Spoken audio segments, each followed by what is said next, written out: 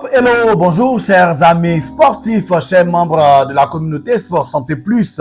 Nous continuons toujours dans le développement des exemples de sportifs de haut niveau qui malheureusement ont été diabétiques. Dans ce sens-là, nous parcourons toujours et nous atterrissons aujourd'hui dans la discipline reine, le football, qui a lui aussi connu un certain nombre de joueurs qui étaient diabétiques, dont nous allons parler tout à l'heure afin de conforter ces sportifs découverts diabétiques qui sont dans un état de doute quant à la poursuite de leur carrière de sportifs de haut niveau. Restez toujours collés, scotchés. Avant de commencer, nous vous demandons de liker la page Facebook, YouTube et la page TikTok de Sport Santé Plus et partager de façon maximale toutes ces vidéos que nous publions. Ces abonnements vous permettent de ne manquer aucune des vidéos que nous postons de façon régulière. Top, on y va, c'est lancé.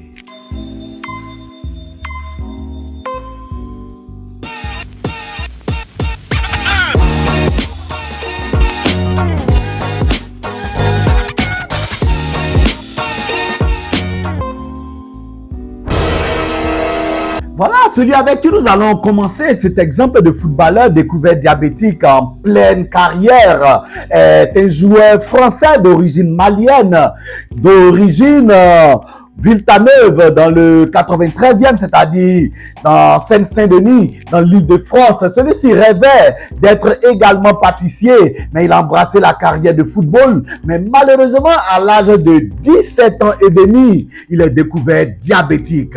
Comme un coup de marteau, celui-là a cru que sa carrière de sportif de haut niveau allait s'arrêter. Il s'agit de Modibo Sagna. Modibo Sagna, cet excellent défenseur formé au Racing Club de Lens et qui a été prêté en 2021 à Tondela, club portugais. Alors, de toutes ces batteries d'analyse et de tests de pré-saison avec le Racing Club de Lens, a été découvert diabétique. Cela a été vraiment un coup de massue. Ce même jour, il n'a pas eu le courage de continuer l'entraînement. Cela même l'a obligé malheureusement à arrêter même la préparation de pré-saison qu'il avait entamée avec Lens.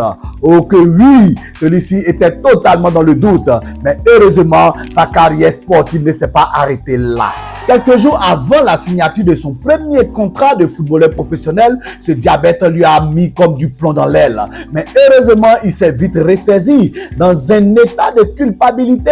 Quant à son diabète, il a été rassuré par ses médecins qui lui ont confirmé que le diabète qu'il avait était le diabète de type 1, dont la survenue n'était totalement pas dépendante de mauvaises habitudes alimentaires ou de mauvaise hygiène de vie qu'il aurait pu avoir. Mais comme nous l'avons toujours défini, le diabète de type 1 est un diabète auto-immune où le système immunitaire, par une maladie virale quelconque, fonctionne mal et commence à détruire les cellules de l'engérance qui produisent l'insuline, qui est la substance et sinon l'hormone importante dans la résorption du taux de sucre dans le sang. Modibo Sagna retrouve goût à la vie et à sa carrière sportive, car après cette découverte du diabète, 4 ans plus tard, il est appelé en regroupement avec l'équipe de France des Bleus pour pouvoir participer aux Jeux Olympiques de Tokyo. Voilà que sa carrière fut relancée après ces moments de doute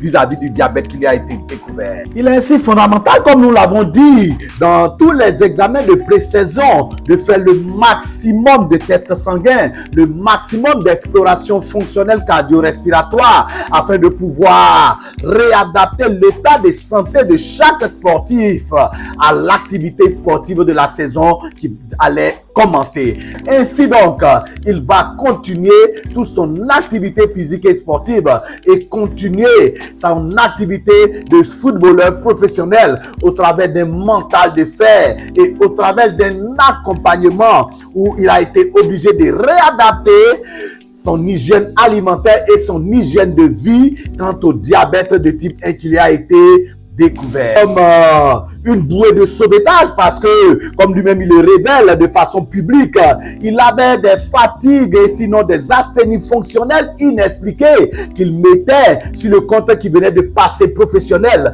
Et ainsi donc l'intensité de l'activité physique sportive augmentait. Cela pouvait expliquer sa fatigue générale. Mais comme vous le voyez, dans les signes que nous avons décrits au niveau du diabète, l'asthénie fonctionnelle, la fatigue permanente, les muscles qui n'étaient pas à même de fonctionner correctement du fait de manque de glucose qui était leur principale énergie, étaient à la base des fatigues fréquentes et des difficultés musculaires qui surviennent chez la personne diabétique. Il a été soulagé de savoir que cela était simplement dû au diabète qu'il traînait depuis un certain temps et il a pu y apporter une solution qui lui a permis de pouvoir continuer sa carrière de sportif professionnel. Jusqu'à aujourd'hui, Modibo Sagnan continue sa carrière de footballeur professionnel. Son actualité, au travers d'une annonce faite le 2 août 2025, nous fait savoir que celui-ci a été libéré par le club de Montpellier et il est aujourd'hui pensionnaire du club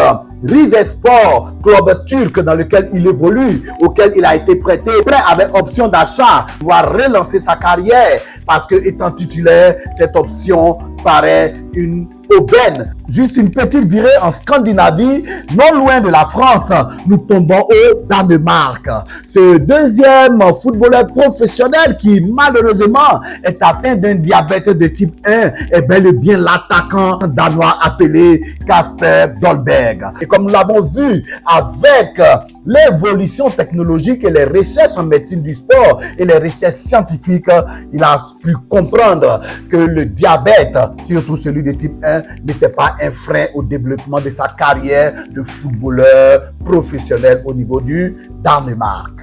Dolberg, bien qu'il ait été diagnostiqué diabétique, a eu totalement un grand soulagement parce qu'il dit avoir découvert ainsi l'origine de ces fatigues qu'il n'arrivait pas à expliquer. Et comme nous l'avons vu, cela aussi était très important pour un sportif de pouvoir comprendre le mal-être qu'il traversait au niveau de sa carrière sportive. Kasper a su s'habituer à vivre avec cette maladie en réadaptant son alimentation et en réadaptant son système de vie pour pouvoir vivre avec cette maladie. Car comme nous l'avons dit, cette maladie chronique se développe dans le temps, se développe de façon sournoise et le porteur de ces maladies chroniques non transmissibles est malheureusement obligé de vivre avec cette maladie pour le restant de sa vie. Pour encore attester de sa très grande forme, alors que nous mettions en boîte cette capsule il y a 2 jours, à savoir le 21 août 2025, c'est-à-dire tout récemment,